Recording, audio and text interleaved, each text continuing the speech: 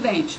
Lembra que o Bolsonaro contou essa história na campanha? Pois é, o Castelo começou a pôr ordem na casa. Imaginava ele que, contornando a crise política, podia restabelecer e consolidar a democracia. Castelo fez um grande favor ao país quando determinou que só podiam existir dois partidos, Arena, Aliança Renovadora Nacional, e MDB, Movimento Democrático Brasileiro. Não tinha fundo partidário, não tinha fundo eleitoral, tá legal, pessoal? Castelo Branco fez reformas econômicas e tributárias, mas os comunistas estavam revoltados e explodiram uma bomba no aeroporto dos Guararapes, em Recife. Eles queriam matar o general Costa e Silva, que Castelo escolheu como sucessor. Castelo era antifascista e, antes de entregar a presidência, fez a Constituição de 1967 e foi bonzinho. Não colocou lá qualquer ato institucional nem dispositivo autoritário. Costa e Silva, ao contrário, tinha um viés mais autoritário e endureceu o governo. Fez isso porque os comunistas estavam tocando terror no Brasil. Queriam derrubar o governo na amarra para transformar isso aqui numa ditadura do proletariado. Os caras eram violentos. Tiro, porrada e bomba, além de sequestros e assaltos. Ainda matavam os próprios companheiros quando desconfiavam de traição. Isso encheu o saco do Costa e Silva, que acabou decretando o AI-5. Ele fechou o Congresso Nacional, cassou mandatos, inclusive o pai do Dória, e reprimiu legal os comunistas. Costa e Silva teve um AVC e não terminou o mandato. Uma junta militar indicou o general Médici para o cargo. Apesar de ter sido o período de maior repressão aos terroristas, com prisão e enfrentamento tático de guerrilha, que matou um monte de comunistas, Médici reabriu o Congresso e não cassou ninguém. Dá para desconfiar, não dá não? No início da década de 70, o mundo fervia na área cultural. A partir das ruas de Paris, tomadas pelos estudantes em maio de 1968, houve uma revolução social global, uma inversão de valores morais, ruptura política entre conservadores e liberais e econômica entre comunismo e capitalismo. Cortina de ferro dividindo o mundo. O Brasil tinha censura, mas não impedia festivais de música, não impedia a criatividade. Chico, Caetano, Gil e muitos outros ganharam fama e muito dinheiro nessa época. E as universidades já estavam a todo vapor mesmo, pessoal. A maconha já rolava nos campos. Uma abelha me contou que foi uma ideia, uma tática do general Golbery Couto e Silva. Ele achava que deixando os universitários fumando maconha ia afastar eles do terrorismo. E a gente viu no que deu. A droga saiu dos meios acadêmicos e foi disseminada entre as famílias mais pobres nas favelas. A origem da criminalidade forte está aí, ó. Médici queria que as coisas se acalmassem para a esquerda assumir sem violência. Enquanto isso, a juventude classe média ficava sendo catequizada por professores esquerdistas. Os militares criaram tantas estatais nessa época, pessoal, que fizeram um milagre econômico, que mexeu com o consumo dos brasileiros. Muita gente comprou, então, TV, geladeira, carro e até casa própria, através do BNH, Banco Nacional de Habitação. Minha Casa Minha Vida, pessoal, perto dos imóveis de antigamente, é tudo barraco, da pior espécie, é tapera.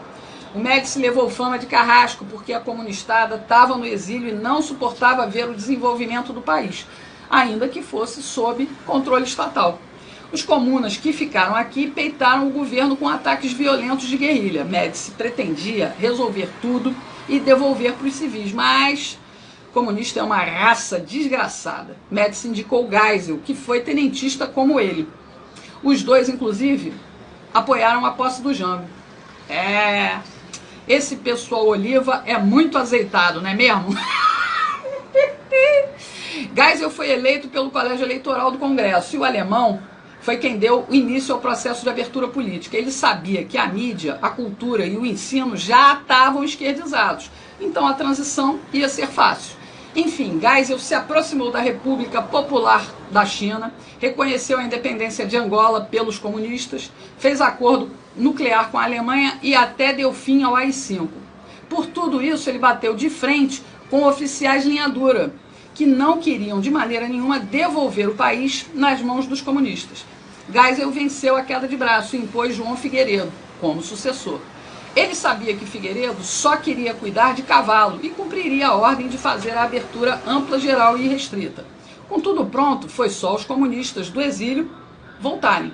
A esquerda no poder seria facilmente o próximo passo, mas de forma lenta e gradual, para que a gente nem sentisse tanto. Enquanto isso, o maior pelego de todos os tempos estava sendo gestado lá no sindicalismo. Nossa esquerda aprendeu a agir sem tanta pressa. Aturamos o Sarney, pessoal, por 5 longos anos, em troca de uma Constituição social-democrata, nome bonito para esconder a ação nefasta da esquerda comunista.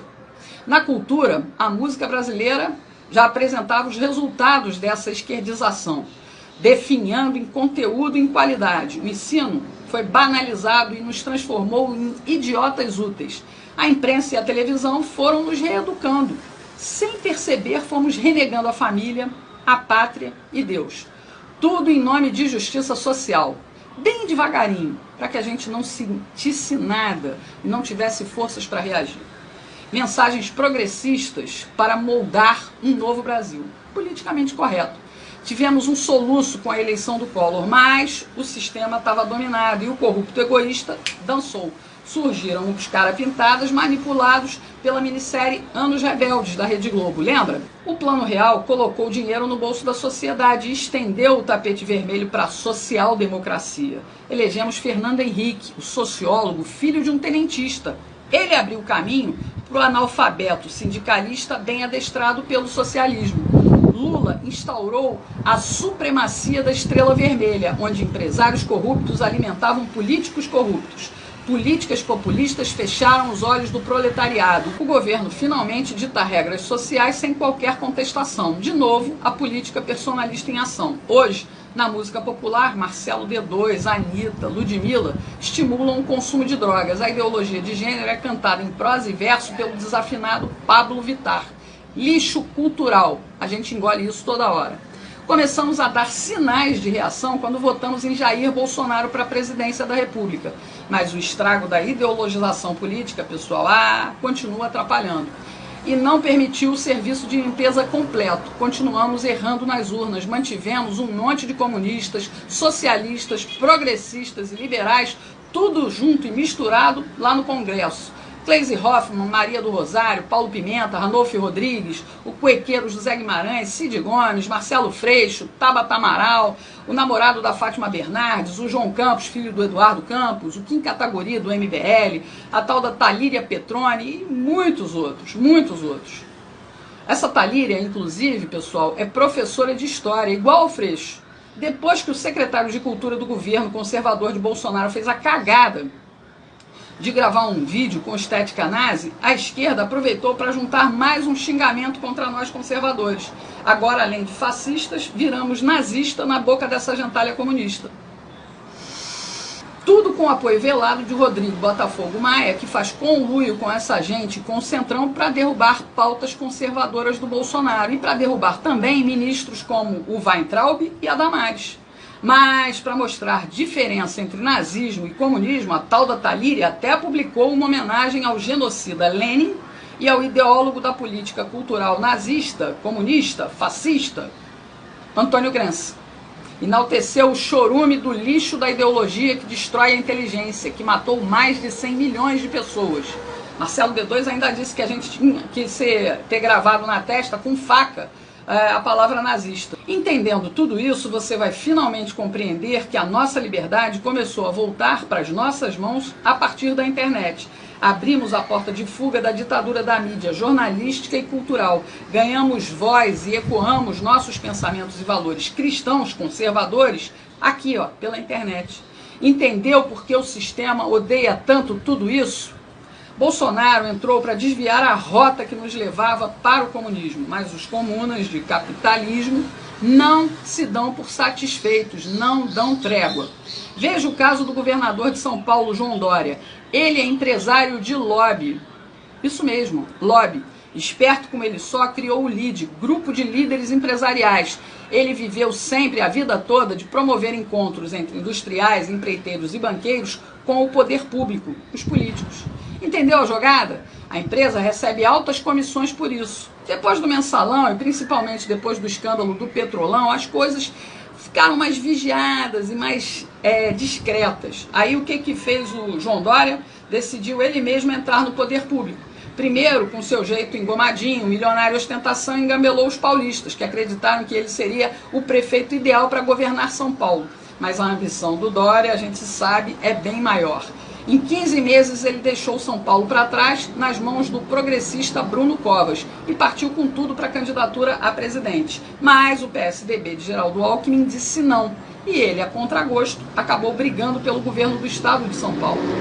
Dória mostrou logo na entrada todo o seu viés esquerdista totalitário e patrimonialista, que não vê diferença entre o que é público e o que é privado. Olha o que ele fez no Palácio do Governo.